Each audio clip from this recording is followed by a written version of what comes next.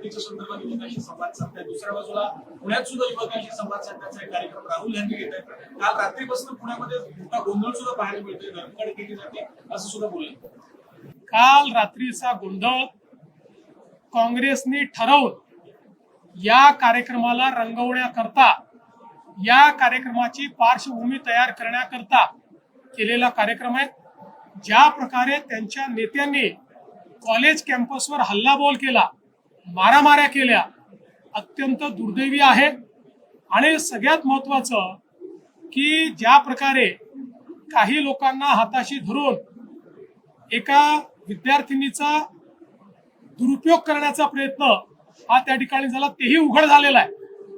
त्यामुळे अशा पद्धतीनं कालचा संपूर्ण जो प्रकार आहे हा काँग्रेसचं इव्हेंट मॅनेजमेंट होतं.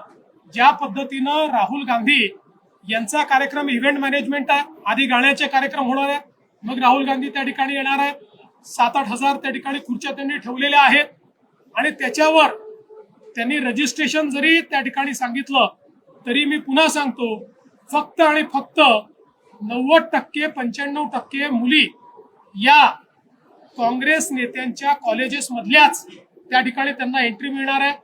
आता आमच्या नवनाथ बन्नी देखील काही पर्दाफाश केलेला आहे, कशा प्रकारे इव्हेंट मॅनेजमेंटच्या माध्यमातून पैसे देऊन काही त्या ठिकाणी मुलींना आणलं जात आहे आणि काही इन्फ्लुएन्सर्सला आणलं जात आहे.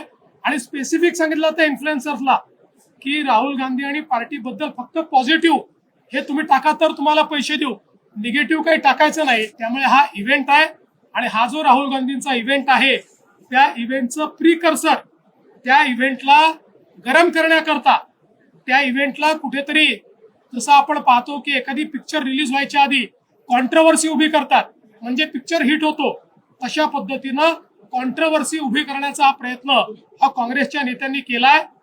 निश्चितपणे पोलिसांनी त्यात लक्ष घातलेलं आहे, पोलीस योग्य कारवाई त्यामध्ये करतील.